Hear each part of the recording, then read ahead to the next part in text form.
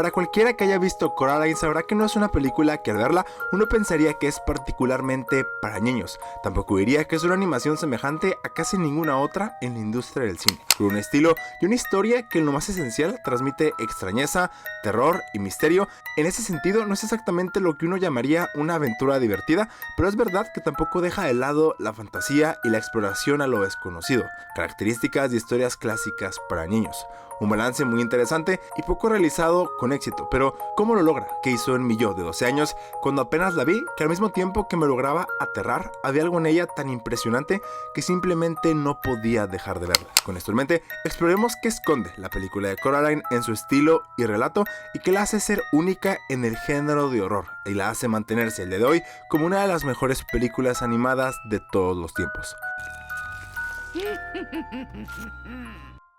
Coraline es una película de horror infantil dirigida por Henry Selick, el mismo director que dirigió el emblemático clásico de temporada de Halloween, Nightmare Before Christmas o El extraño mundo de Jack. Basada además en el libro del gran escritor de ciencia ficción y fantasía Neil Gaiman, que ha escrito grandes obras gráficas como lo es Sandman. Con esta dupla de genios detrás de Coraline no es difícil concluir que algo muy creativamente interesante y lleno de misterio y asombro pudiera surgir. Ahora repasemos de qué va la película. Al inicio podemos ver a Coraline con un sentimiento profundo de soledad y molestia. A la hora la familia Jones haberse mudado a Oregon, a un viejo y gran complejo de departamentos, Coraline se encuentra frustrada al haber sido arrebatada de su hogar en Michigan y ser llevada a este viejo, gris y desolado lugar donde al estar lejos de sus amigos y ciudad natal no siente que tiene nada interesante ni emocionante que hacer. Aquí conoce a sus nuevos vecinos, entre ellos un chico llamado Wybie, que mientras es algo inoportuno y ansioso, parece ser un buen tipo. Un par de extravagantes señoras actrices retiradas, demasiado grandes para vestir como visten,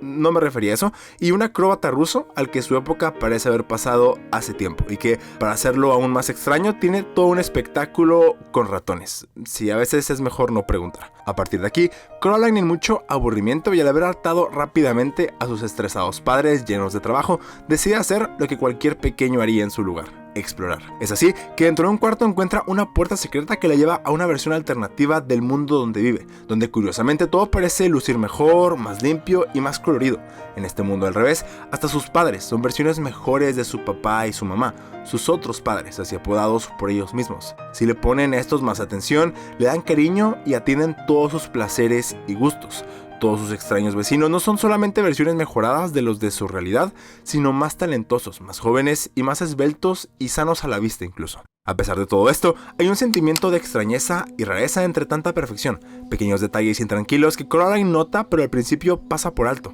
estando en la cima de estos detalles los botones que tienen por ojos todas las personas de esta realidad. Todo se vuelve más extraño una vez que la otra madre insiste demasiado porque Coraline se quede, y que encima de esto se cosa los ojos de botones, oferta que cuando nuestra protagonista rechaza, se ven descubiertas las intenciones verdaderas de la otra madre, que al poco tiempo se revela como la Beldam, una antigua bruja monstruosa que toma la forma de la madre de los niños que quiere consumir para alimentarse, la creadora de esta otra realidad, que así como busca hacer de Coraline su siguiente víctima, aprendemos que así ha hecho ya con muchos niños en el pasado, niños que siendo ya fantasmas, explican a Coraline los aterradores objetivos de la Beldam, y cómo los engañó para que ellos cosieran sus ojos de botones, y como ahora sus almas en pena están atrapadas en esta realidad. Con este conocimiento y con la ayuda del otro Wybie, Coraline logra salir por la puerta secreta y volver al mundo real, solo para percatarse que sus verdaderos padres han sido capturados por la bruja, con quien ahora se verá forzada a regresar y jugar un reto en el que tendrá que encontrar dónde tiene escondidos a sus padres, así como unas pelotitas donde se encuentran escondidos las almas de los niños, con la condición de que si no los encuentra a tiempo, se dejará finalmente coser los ojos de botones. De esta manera, Coraline se embarca en una búsqueda para recuperar a sus padres, liberar las almas de los niños y regresar a casa antes de que sea demasiado tarde. Hablo al principio sobre cómo Coraline logra caminar sobre la línea entre una película que es en su centro de terror y una que es una aventura. Este logro es uno vinculado ampliamente a las raíces del medio de la animación y en lo particular al estilo stop motion. Director Henry Selick muy inteligentemente eligió este medio de animación para traer esta historia a la vida porque él explica que el stop motion te permite sentir el espacio, manipularlo y acentuarlo a voluntad, una característica complicada de replicar en cualquier otro medio y que contiene esta cualidad física que hace de lo anormal, de lo extraño, de sus colores y formas algo genuino y realista a la vista. He hablado anteriormente sobre cómo el medio de la animación puede traer a la vida aspectos fantásticos que no puedes traer a live action,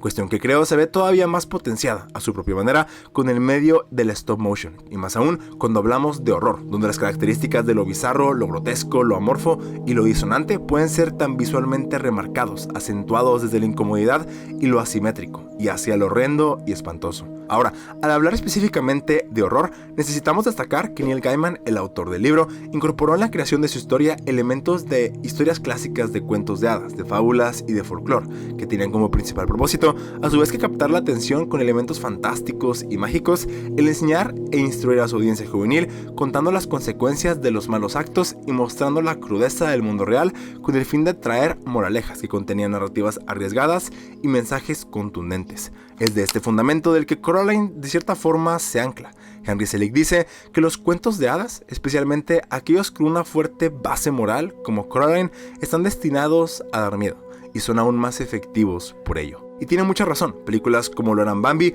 donde su mamá fallecía a la mitad de la película, o como Cenicienta, donde la reina malvada quería literalmente el corazón de Blancanieves, nos muestran esta maldad del mundo que es inminente, y que mientras incluye elementos fantásticos, esto no las hace más blandas o infantiles. Me atrevería a decir que todo lo contrario, que al darle el peso genuino a la creación del mundo, a sus criaturas y sus reglas, por más fantástico y mágico que pueda ser, este resalta y hace más transparente y relacional sentimientos como el dolor, el miedo, el enojo o la soledad. Todos estos sentimientos reales que así como Coraline experimenta, así también todos nosotros en alguna etapa de nuestro crecimiento. Mientras más avanzamos en la historia y Coraline está determinada a encontrar las pelotas que representan los ojos y dentro de estas el alma de los niños atrapados, vemos como esta faceta, este mundo perfecto, es destruido poco a poco, así como lo aparentemente esbelto, bien parecido de los vecinos, es revelado como una farsa y como la línea entre lo mágico y lo real se borra cada vez más mientras Coraline avanza exitosamente en su misión, hasta que llegamos al enfrentamiento final con la otra madre.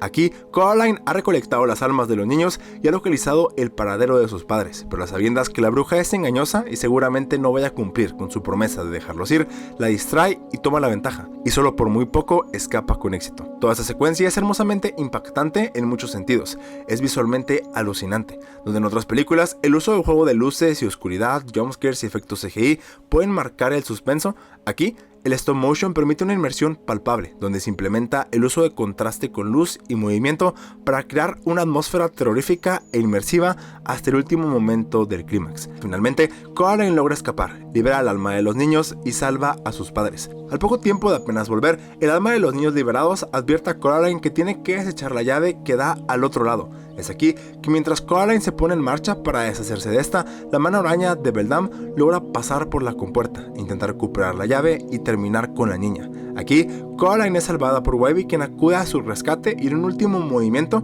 logran destrozar la mano y desecharla junto con la llave al pozo sin fondo. Lo que parece ser unos días después, termina la película con una Coraline contenta arreglando su jardín y pasando rato con sus padres y sus nuevos vecinos, agradecida por lo que tiene, su familia y las personas que la rodean. En el subtexto, Coraline nos provee de una historia madura acerca de lo difícil del proceso de adaptación al crecer, así como de lo complicado que puede ser esto con padres ocupados y cómo se sienten estas cosas. Últimamente, de cómo muchas veces aprendemos a apreciar lo que tenemos hasta que lo perdemos, y cómo nuestros padres, mientras no son perfectos, sí podemos aprender a apreciar los sacrificios que hacen por nosotros como sus hijos. En esto es evidente los paralelismos que ya hablamos sobre las historias clásicas, pero creo yo que hablando específicamente del horror infantil hay todavía más aquí. Y es que como lo vemos, lo ves evidentemente Coraline o El extraño mundo de Jack, que también es de Selick, o El cadáver de la novia. Estas historias pretenden que reconozcamos el horror del mundo real a través de la ficción. Considerando eso, el horror realizado de esta manera funciona como un puente entre el optimismo y la realidad a veces negativa, entre la fortaleza y el temor, la frustración y la felicidad. Dualidades que bien entendidas nos permiten acercarnos a historias macabras u oscuras con mayor seguridad y confianza, que nos dicen que está bien sentir miedo, tristeza o frustración, y a su vez que nos inspiran a seguir avanzando incluso con estas. como Coraline hace. En esta verdad se esconde lo asombrosamente poderoso de la historia de Coraline, y la razón por la cual creo que puede resonar con tanto niños como adultos, y esto es la naturaleza de nuestra protagonista, en que no es una heroína, no es la más inteligente o la más astuta. Es una niña común que con mucha resiliencia y determinación logra vencer los males del mundo que se le presentan, y esa verdad termina por ser lo más inspirador. Autor y creador de la historia, Neil Gaiman reconoce esto en Coraline, y es así que abre su libro con la siguiente cita, muy en sintonía con lo que pretende el horror infantil y cómo hacemos frente a los temores de nuestras vidas. Los cuentos clásicos no le dicen a los niños que los dragones existen. Los niños ya saben que los dragones existen. Las historias clásicas les dicen a los niños que se puede matar a los dragones.